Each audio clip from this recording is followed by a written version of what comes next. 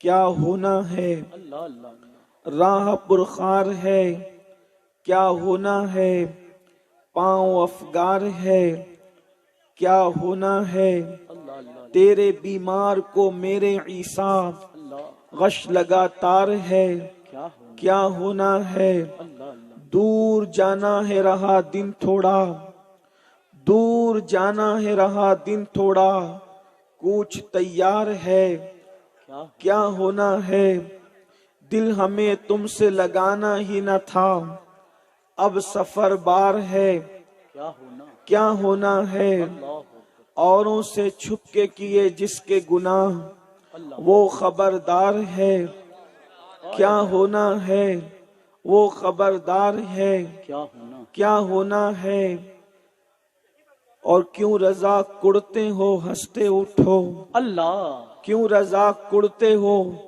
ہنستے اٹھو، جب وہ غفار ہے کیا ہونا ہے، جب وہ غفار ہے کیا ہونا ہے۔ آج کی یہ محفل ایک قبرستان کی زمین کے مختص کرنے کے حوالے سے اور اصلاح عقائد و اعمال سے متعلق منعقد کی گئی ہے۔ انشاءاللہ تبارک و تعالی میرے بعد آپ کو اہل سنت و جماعت کی ایک عظیم شخصیت داعیہ کبیر حضور قبلہ امیر سنی دعوت اسلامی کا خطاب سماعت کرنا ہے۔ تھوڑی دیر میں حضرت بھی تشریف لے آئیں گے، اور جتنے وقت میں حضرت کی تشریف آوری ہوگی اتنے دیر میں کچھ معروضات پیش کرنے کی سعادت حاصل کی جا رہی ہے۔ اللہ پاک سے دعا ہے آیہ کریمہ کے جس حصے کی تلاوت کی گئی ہے، میرا اللہ اس کے متعلق مجھے حق کہنے اور آپ سب کو حق سن کر اس پر عمل کرنے اور اسے عام کرنے کی توفیق عطا فرمائے، آمین۔ شیطان نے جب اللہ تبارک و تعالی نے اس کو جنت سے باہر کیا تو ایک چیلنج کیا تھا کہ میں صراط مستقیم پر بیٹھ کر تیرے بندوں کو اغوا کرنے کی کوشش کروں گا، تیرے بندوں کو گمراہ کرنے کی کوشش کروں گا، تیرے بندوں کو تیرے راستے سے ہٹانے کی کوشش کروں گا، اور شیطان اپنے کام میں مکمل لگا ہوا ہے، اور اتنی چابک دستی کے ساتھ، اتنی ہوشیاری کے ساتھ اور اتنی مکاری کے ساتھ وہ اپنا کام کر رہا ہے کہ میں ہوں یا آپ، کوئی کم کوئی زیادہ، اس کے مکر و فریب کا شکار ہے، اور اس کے جال کے اندر ہم ہر دن پھنستے جا رہے ہیں، اور ہم اس بات کو اچھی طرح جانتے بھی ہیں، اس بات کو اچھی طرح مانتے بھی ہیں کہ ایک دن ہمیں مرنا ہے۔ بتاؤ کون سا انسان ایسا ہے جس کا یہ عقیدہ نہیں کہ وہ مرنا نہیں، ان سے مرنا نہیں ہے۔ ہر انسان مرنے پر عقیدہ رکھتا ہے۔ انسان الگ الگ فرقوں میں تو بٹ گیا، الگ الگ مذہبوں میں تو بٹ گیا، الگ الگ مکاتب فکر میں تو بٹ گیا، الگ الگ نظریات میں تو بٹ گیا، مگر ایک نظریہ کہ انسان کو مرنا ہے، اس سے کسی کو اختلاف نہیں ہے۔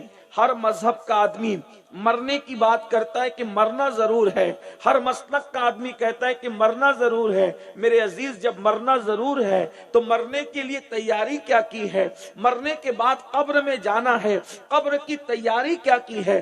آپ اندازہ تو کریں میرے بھائی، اگر ایک انسان کو اپنے گاؤں سے ممبئی جانا ہے، 1000 کلومیٹر کا سفر طے کرنا ہے، تو کتنے دن پہلے سے اس کی تیاری کرتے ہیں؟ اللہ اکبر۔ سفر جتنا جتنا بڑا ہے اتنی زیادہ تیاری ہوتی ہے. 1000 کلومیٹر کا سفر ہے, کم سے کم انسان 4 دن پہلے 8 دن پہلے سے اس کی تیاری کرے گا. اللہ اکبر. اور اگر انسان کو اور دور جانا ہے, جدہ کا سفر کرنا ہے, مکہ المکرمہ کا سفر کرنا ہے, اگر قسمت نے یاوری کی اور مدینۃ الرسول کا سفر کرنا ہے تو انسان مہینوں پہلے سے تیاری کرتا ہے. اللہ اکبر. اے انسان, تو دنیا کا سفر کرنے کے لیے اتنی تیاری کرتا ہے اور تجھے یقین ہے کہ ایک دن موت آنے والی ہے, موت اپنے شکنجے کے اندر سب کو جکڑنے والی ہے. موت کی تلوار تمہارے سروں پر بھی لٹک رہی ہے, میرے سر پر بھی لٹک رہی ہے, مالدار ہو یا غریب, مزدور ہو یا سیٹ, ایک دن موت سب کو آنا ہے. اور یاد رکھیں, مرنے کے بعد پھر وہ قبر کی تنگ اور تاریک وادی ہے. اس کے لیے ہم نے کیا تیاری کی؟ قرآن کہتا ہے دنیا میں مال کھانے نہیں آئے, دنیا میں عیش کرنے نہیں آئے, دنیا میں عشرت قدے سجانے نہیں آئے, دنیا کے اندر ناچ گانے کرنے نہیں آئے, دنیا کے اندر عیاشی کرنے نہیں آئے, دنیا کے اندر آوارگی کرنے نہیں آئے. قرآن کہتا ہے دنیا میں کیوں آئے؟ تو قرآن یوں کہتا ہے الذی خلق الموت والحیات لیبلوکم ایکم احسن عملا, کہ ہم نے زندگی اور موت کو پیدا کر کے تمہارا امتحان لیا ہے, تمہیں آزمایا ہے کہ کون تھوڑی سی زندگی کو پا کر اچھا عمل کرتا ہے. ہزاروں کی تعداد میں میرے سامنے نوجوان موجود ہے. اے میری قوم کے جوانوں, بتاؤ, جوانی کی دہلیز پر قدم رکھنے کے بعد, جوانی کے نشے میں چور ہو کر موت کو بھولنے والوں, دولت کے نشے میں چور ہو کر موت کو فراموش کرنے والوں, قبر کی تیاری کیا کی ہے؟ اللہ اکبر. دنیا میں نرم گدوں کے بغیر سکون کی نیند نہیں آتی, دنیا میں پنکھوں کے بغیر سکون کی نیند نہیں آتی, دنیا میں اے سی کے بغیر سکون اور چین کی نیند نہیں آتی. مجھے بتاؤ قبر میں کیا ہوگا؟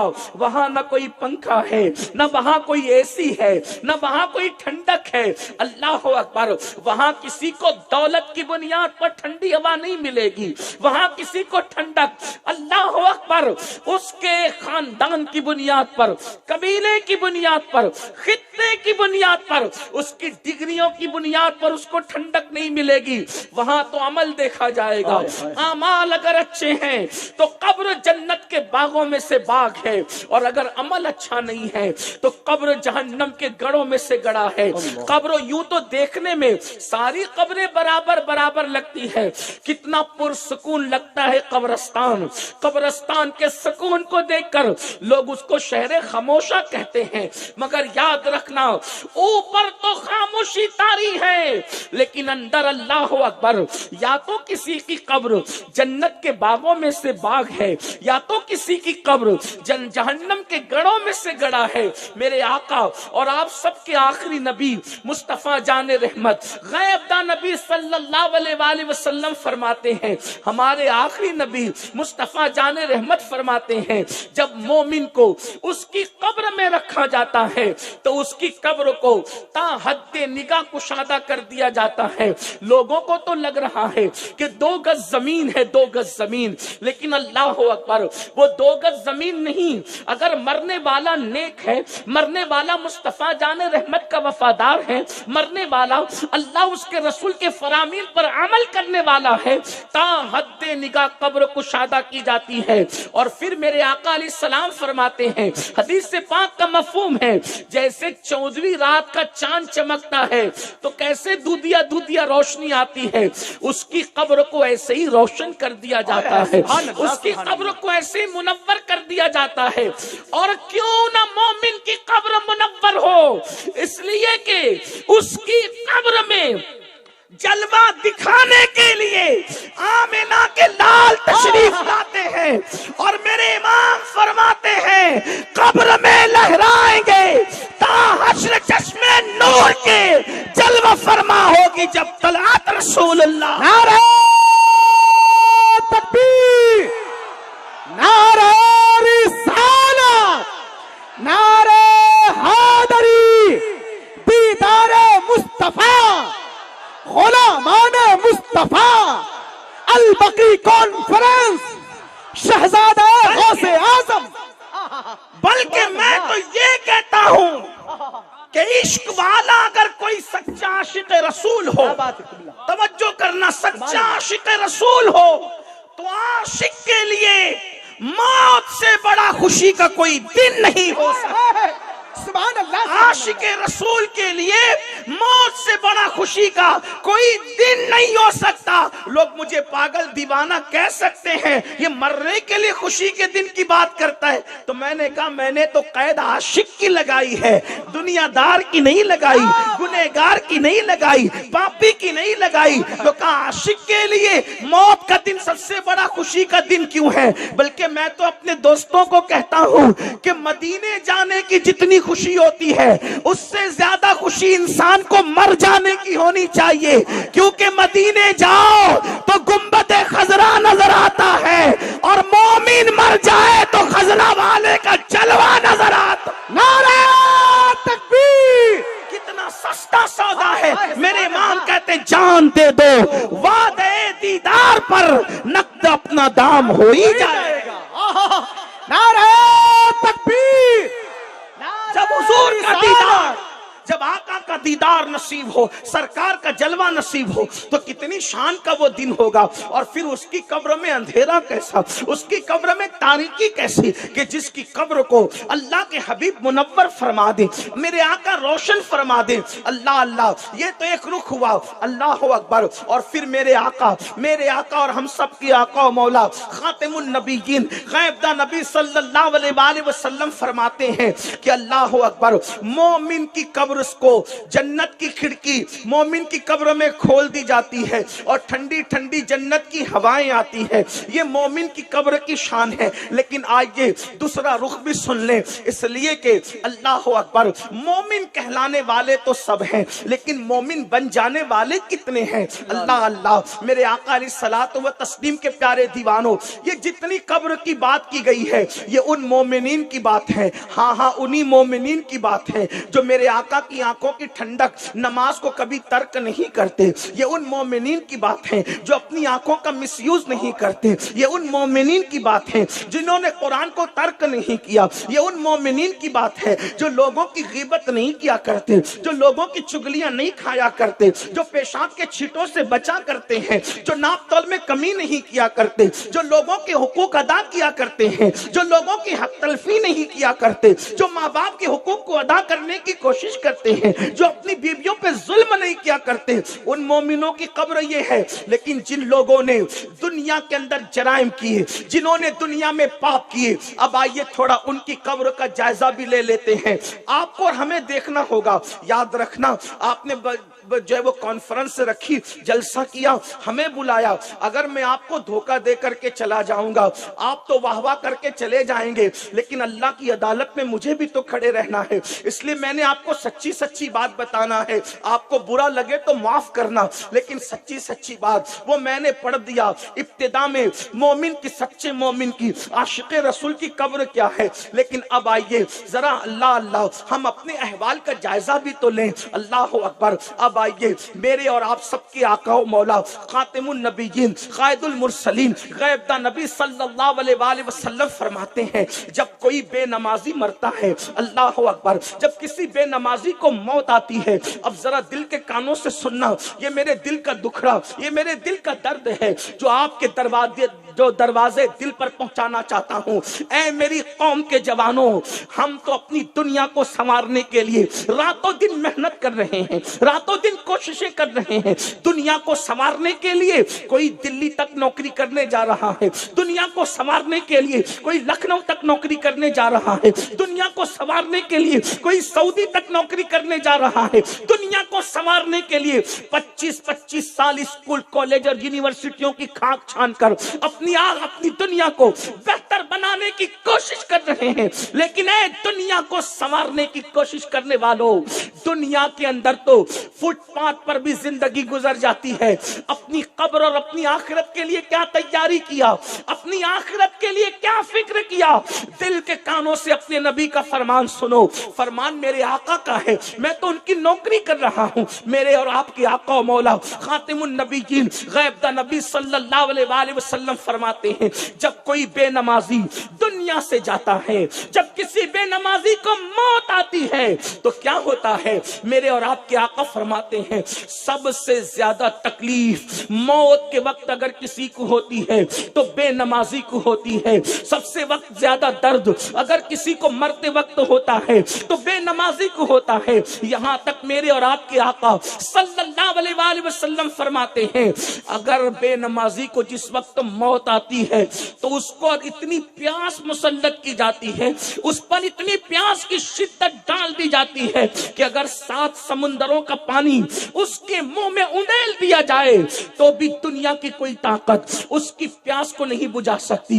تھوڑا غور کرنا، اللہ اکبر، نماز کے وقت میں کرکٹ دیکھنے والوں، نماز کے وقت میں کانوں میں ایئر فون لگا کر گانے سننے والوں، نماز کے وقت میں دوستوں کی صحبت میں بیٹھ کر گپ شپ کرنے والوں، نماز کے وقت میں بال بچوں کے ساتھ ٹائم پاس کرنے والوں، نماز کے وقت میں کھیل کود میں وقت گزارنے والوں، آؤ ذرا دیکھو میرے بھائیوں، موت تمہیں بھی آنی ہے، موت ہمیں بھی آنی ہے، اللہ ہمارے حال پر رحم کرے۔ یہ کسی مولوی صاحب کا قول نہیں کہ آپ ہنس کر کے اڑا دیں، یہ کسی خطیب کی خطابت کی جولانیاں نہیں ہے کہ معاذ اللہ آپ اس کو مبالغہ سے تعبیر کریں، یہ اس نبی کا فرمان ہے جس کی زبان پر خدا کا کلام جاری ہوتا ہے، جس نے اپنی مرضی سے کبھی زبان نہیں کھولی بلکہ وہ زبان بھی کھولتے ہیں تو خدا کے حکم سے کھولتے ہیں۔ اللہ اکبر، ذرا سوچو تو صحیح، موت کی شدت، اور وہ بھی بے نمازی کو۔ میرے تمہارے سچے نبی فرماتے ہیں جب بے نمازی کو موت آتی ہے تو اس پر اتنی پیاس مسلط کی جاتی ہے کہ 7 سمندروں کا پانی بھی اگر اس کے منہ میں انڈیل دیا جائے اللہ تو دنیا کی کوئی طاقت اس کی پیاس کو بجھا نہیں سکتی۔ اللہ پیاس لگی ہے 7 سمندروں کی اور رشتہ دار اس کو قطرہ قطرہ پلا رہے ہوتے ہیں۔ اللہ، اور آپ سوچو کہ جب پیاس زیادہ لگتی ہے اور کوئی تھوڑا سا پانی پلا کر روک دے تو پیاس بجھتی نہیں بلکہ پیاس اور بڑھتی چلی جاتی ہے۔ ہائے وہ موت کی سختی کیسی، وہ موت کی تکلیف کیسی، اور پھر وہ بھی بے نمازی کو فرمایا کہ 7 سمندروں کا پانی بھی اس کی پیاس کو نہیں بجھا سکتا۔ اللہ، اور جب اس کی روح نکالی جاتی ہے، روح کیسے نکلتی ہے بے نمازی کی روح؟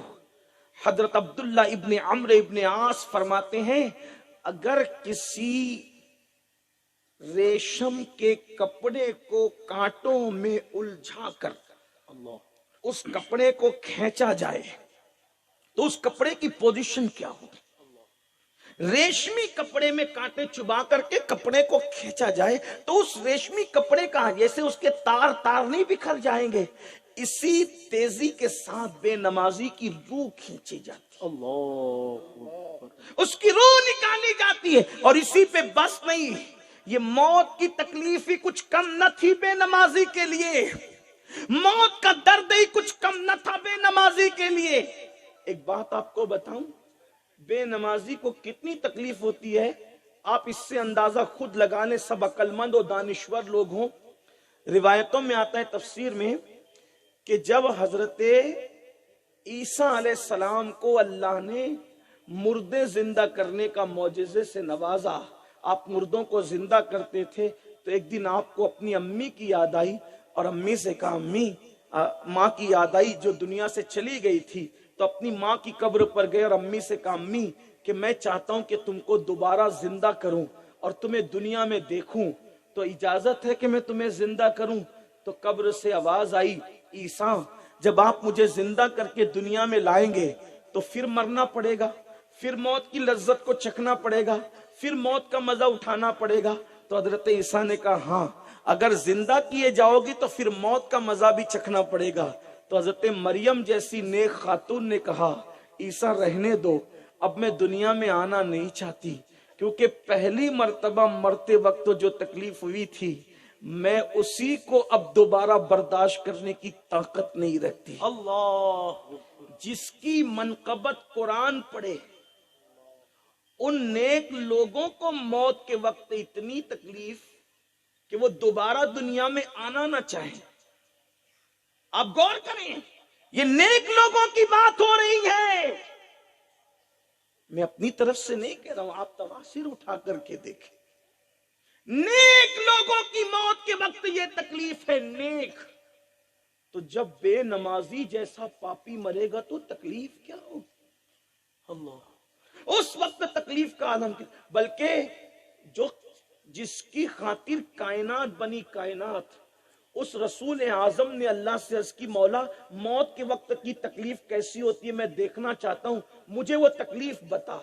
تو اللہ نے اپنے محبوب کے طلب کرنے پہ وہ تکلیف جب محبوب پر ڈالی، موت کے وقت کی تکلیف، تو ام المومنین سیدہ عائشہ فرماتی ہیں کہ اللہ کے رسول کو اتنا بخار طاری ہوا کہ ہم لوگ چادر گیلی کر کر کے رسول اللہ کے بدن پہ ڈالتے تھے اور وہ تھوڑی ہی دیر میں سوکھ جاتی تھی، اور اللہ کے رسول کٹورے میں پانی رکھ کر کے اپنے ہاتھوں کو اس ٹھنڈے پانی میں بھگو کر چہرے پہ مل کر کہتے تھے، موت کی تکلیف بڑی سخت ہے، موت کی تکلیف بڑی سخت ہے، موت کی تکلیف بڑی سخت۔ آپ سے پوچھنا چاہتا ہوں، سید الابرار، جانے کائنات، روح کائنات، حالانکہ حضور علیہ السلام کو کوئی تکلیف نہ ہونی تھی، لیکن حضور علیہ السلام نے خود طلب کیا کہ میں وہ دیکھنا چاہتا ہوں کہ کیا تکلیف ہے، بتاؤ تو صحیح۔